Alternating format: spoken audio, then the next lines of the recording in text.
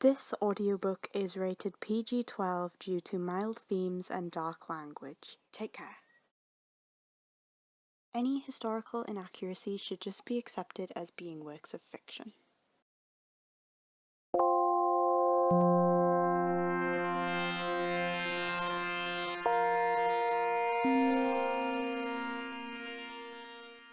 Chapter 2.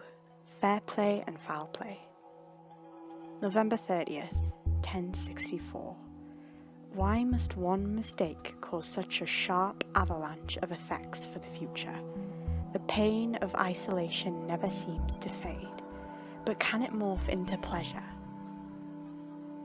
Amongst the emptiness, distant memories of a lost beloved clouded her mind. 1060. The year it all began to go wrong. Greetings, my queen. Greetings, beloved. I still can't believe we met at my own execution planning. I know. An adolescent Crimson smiled. You know, I can't exactly imagine you in my father's coronet. Crimson's beloved giggled. I'll marry you when I have the money. I'll marry you when I have the time, Crimson smiled, walking down the pattern motif halls. Till then, I'll make you hostess. What's that? Organise events when needed and fill in for me when need be. Crimson put a finger to the blushing corner of her lips. I see, my queen. Onward then, hostess. Of course, the hills of fortune are hard to climb. I'm sorry, Crimson, I can't be with you anymore. I have to leave, Crimson's beloved once said so quickly. Why? What? This is all so succumbing for me. I must leave. With that, the memory crumbled. Out, painful memories. Crimson cried in pity. She headed east out her chambers. Was it too late for second chances? Her gaze to the ground, she continued easterly. Then and there she crashed into something hard and metal. Well, my queen, we meet again, called a dark childhood voice. Slut, said the sharp whisper of another. The two guards headed south. Crimson turned back to the west wing. After all, is there really any point in leaving it? The east wing, formerly an unused grey mess, was now complete, a place for two lovers to reside. Aaron awaited on a floral perch adjacent toward white and purple decked halls. Then and there his love entered. Fleur, you have come! Aaron rose from his perch. He always knew the purple-haired princess would be in his arms again. Come, we have much to discuss. The two sat upon a high hill gazing upon a grassland of flowers. The birds in the breeze echoed in the sky. Fleur lay in Aaron's arms, shielded from the incoming winter. Now, there's something that's been on my mind, my dear, Aaron said. Yes, did you get my letter? Fleur giggled. Why, yes. Yes, I have. Your audience was supposed to be here, but it was cancelled? Because the old rulers aren't here anymore. Either way, I'm glad I met you. Old rulers? Friends of my parents. They had to leave on short notice 14 years ago. My grandma never got the message, she sighed. I see. I've been living with my grandma ever since my parents died in 1051. I miss them. Oh, that's terrible. Aaron held her tighter. I do miss living in South Equivalis with my parents, but I will miss living with her more. South Equivalis? The words raped Aaron's ear. Could the love of his life have a background of the country he hated? You're familiar? Quite, he lied. I was heartbroken when my parents died. I was just so little, and all my older sisters had to leave to help with the war. Aaron's blood thinned at her words. Were your family nice people? Very. My mummy taught me how to make dolls, and we'd always sing together. My father always protected us and cared for us. I never really knew my sisters. They were so much older than me. Fleur began to hide the fact she was crying. Aaron brought her closer. I never realized how much my country had hurt you, Aaron sighed. The truth is, I used to live in North Equivalis. And believe it or not, I'm the Queen's nephew. I never saw the brutality in her ways of getting vengeance for my uncle. I was distraught when I heard she was killed in 1053, but now I realize one person does not define an entire country, north or south. Fleur nodded, putting her head against his neck. There was a silence. I guess this is our kingdoms united, Aaron said. There's something I was meaning to tell you. At first, I thought I was only infatuated by you, but upon getting to know you, I realized that I love you. Fleur's eyes grew wide. Oh, Aaron, I love you too. A young, decade-old Crimson once skipped amidst the glorious hallways of the castle. Suddenly, she crashed into something hard and metal. In one hit, she was on the floor. Can't believe someone as foolish as her is the pride of our kingdom, laughed a menacing voice. Pathetic, said another.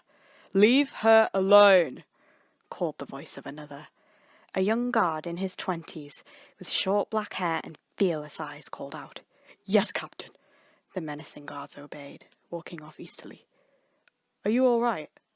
The guard called out, helping the young queen up. Yeah, thanks, Peter, she smiled. If this continues, I'm firing them, Peter laughed, before fading back into current Crimson's memory. She sighed and picked up a small red feather that would have fit a knight's helmet. She gazed upon it with eyes longing for change. If you were still here with us, she whispered. All the memories of the past then faded and solitude captured her mind. August 9th, 1065. True love turns into a home, and from then the home brings a baby from the heavens. It was upon this day an infant blanketed in pink robes was brought into this world. She is beautiful, Aaron said, gazing into the newborn baby that lay in its mother's arms. She's our little princess, said Fleur. Now I have 2 little princesses, Aaron chuckled. But Aaron, we aren't even married yet. Shh, don't you worry about that, Aaron began, putting his arm around Fleur. All will be forgiven in love and matrimony. 27th of September, 1070. 'Twas the day the wedding bells began to ring for the purple-haired princess and her newly crowned prince. 'Twas the day that almost marks 6 years since the prince had even entered the place he now fears most. 'Twas also the day a young 5-year-old daughter entered a place forbidden by a father. The West Wing was a sorry sight, a place lit by only thin orange candles and the half-curtained windows. The young 5-year-old princess, whose hair hung in curious curls of fuchsia, approached the abyss of a place she was told never to enter, for it was forbidden by her father. For fear is what carves a barrier between the East and West, until today, when the small child breaks more than just her father's order, for the curiosity of another can break the barrier of fear which imprisons you from making the amends which are needed most. The abyss was long and frightening, but curiosity was the child's light. It wasn't until a strange encounter with a lady in red when the abyss shattered completely. Before the curious pink princess stood a tall, elegant lady, clothed in robes of ruby. A radiant light shone beyond her, making her nymph-like appearance illuminate the abyss entirely. The little princess was yet to question who stood before her. Was she friend or foe? Why had she never seen her before? Was she prisoner, prospect, or even palpable? Hello? The princess finally began. Greetings? The lady decked in ruby responded in shyness disguised as serenity. Who are you? The better question is, who are you? No one like you has ever set foot in the West Wing in years. The princess approached the lady. I'm Princess Lola. I live in the East Wing with my parents, and I'm just taking a look around. There's nothing in here, my friend. Nothing but the protection of isolation. She grew apprehensive. hearing something inaudible to the little princess. She shyly took a step back. "What's the matter?" the princess asked. "I get the vibe I shouldn't be talking to you. It was nice meeting you, though." As she stepped back, she was tripped and fell back into the arms of another. She looked down to see nothing but a big black boot. "I thought we were never to meet again, Crimson," said a deep voice, familiar to both girls. "I told you to stay out of the West Wing," she stated. "What brings you here all of a sudden?" "My daughter invites me," he said sternly, dropping his cousin to the ground before approaching his daughter in flames. "Is this the first time you've snuck into this place, defying my order?" he raged. Lola gulped, stepping back into the abyss. "This is the first time, Arin. I have no problem with her being here, though. It's you I wish not to see," Crimson stated, stepping up and dusting off her dress. "My dear Crimson," Arin said sarcastically, "I ordered her to stay out in order to protect her from you." "I would never bring harm to her. It's you I don't like," Crimson returned. "And it's you I'm afraid of, which is why I dared not let myself or my family enter this horrid place." "Wait," Lola interrupted. "What happened between you two? Why do you not like her?" "Lola, a small disagreement that happened years ago. It is none of your business," Arin began. "She has a right to know. Till then, you should make haste. I wish not to look upon you, Arin," Crimson stated. "What? Why didn't she want to look at you?" Lola asked. The abyss went silent. "A mistake made in expressing myself, angering your father in the process. In fear, I hid in the West Wing, for this anger fills me with dread. Now, I bid you, Lola, good night, and I must ask your father to leave before fear takes hold," Crimson explained to the child. She hid herself and her tears in the abyss. Arin's heart began to ache. Lola comforted the weeping queen. "Lola, meet my cousin, Queen Crimson. 'Tis a long story, but we concealed ourselves from each other due to fear of upsetting the other further," Arin began, lifting the silence. "Now I realize that forgiveness heals the act of upsetting, and fear is only a catalyst to furthering the gloom." He approached the apprehensive queen slowly. "With all my heart, Crimson, I apologize for the fear I brought upon you. I now know the mistake I made over your trust and my own privileges. Sometimes it does take that of another to make you realize this." He smiled. He'd not smiled at her in so long. "Do you accept my apology and forgiveness?" Crimson's eyes widened. "I do, Arin, I do!" Apprehension flipped to joy, and she threw her arms around her cousin. Arin had missed having his arms around her.